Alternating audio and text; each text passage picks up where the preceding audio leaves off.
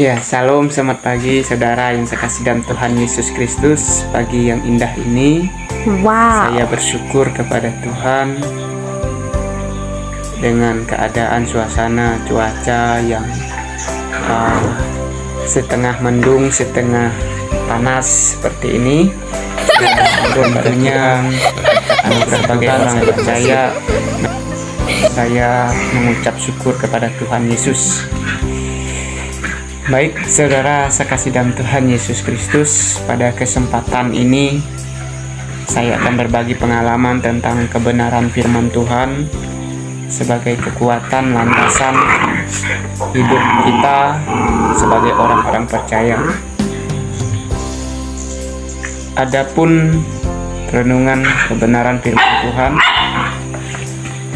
yang saya akan bagikan pada kesempatan ini yang terdapat di dalam Injil Matius pasal yang ke-16 ayat 18. Dan aku berkata kepadamu, engkau adalah Petrus, dan di atas batu karang ini aku akan mendirikan jemaatku, dan alam maut tidak akan menguasainya.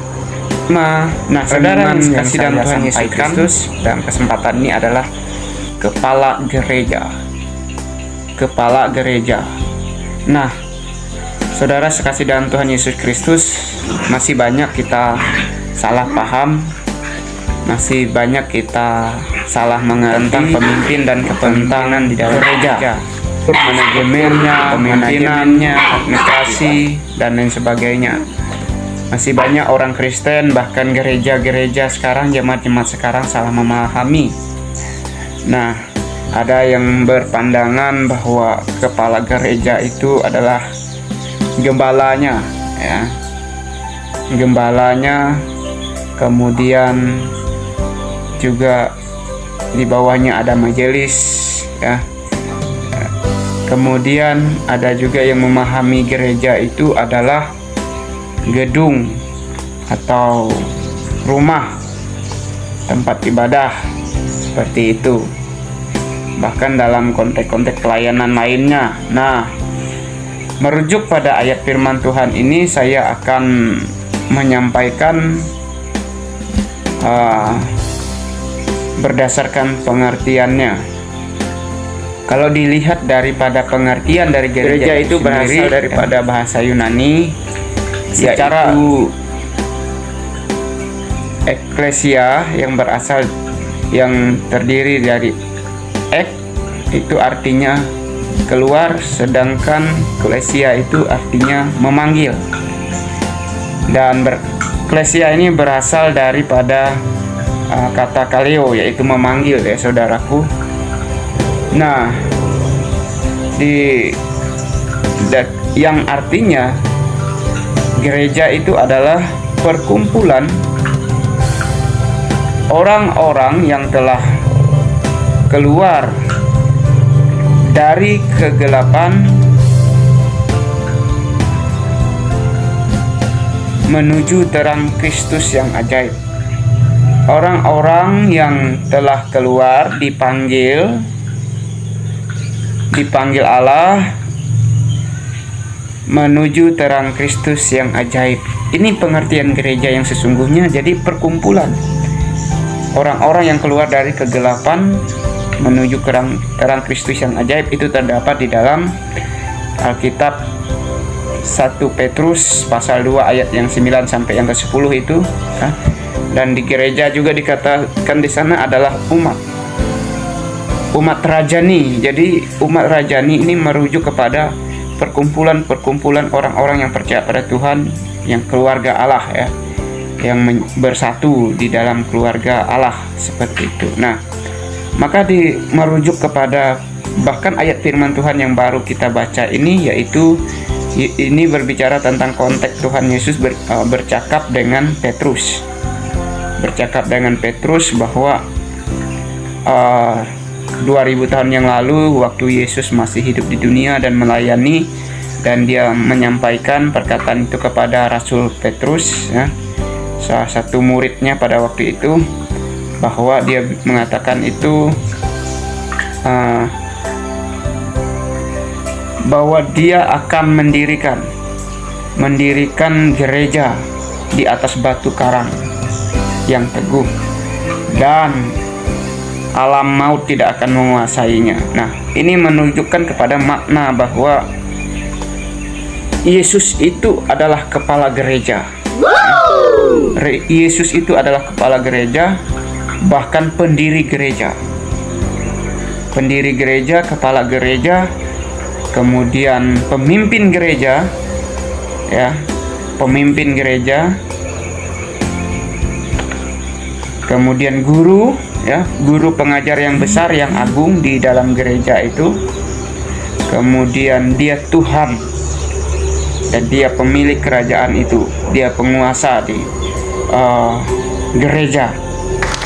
Dan jemaat itu adalah tubuhnya,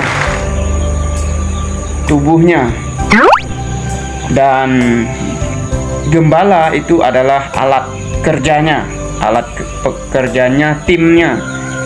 tim untuk mensukseskan administrasi gereja yang ada, manajemen gereja itu, untuk melaksanakan manajemen gereja supaya tertib di dunia ini. Itu adalah hamba Tuhannya, seperti itu, ya. Jadi sangat jelas di situ. Jadi gembala, ya, penginjil, hamba-hamba Tuhan itu adalah alatnya Tuhan, ya, tim kerjanya Tuhan, rekan kerjanya Tuhan, ya, utusan yang dipercayakan untuk apa? Untuk melaksanakan kepemimpinan, ya.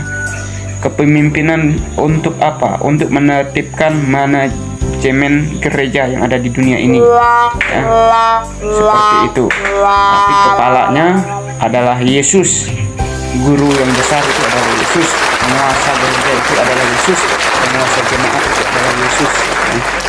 Maka gereja ini ada itu karena Tuhan.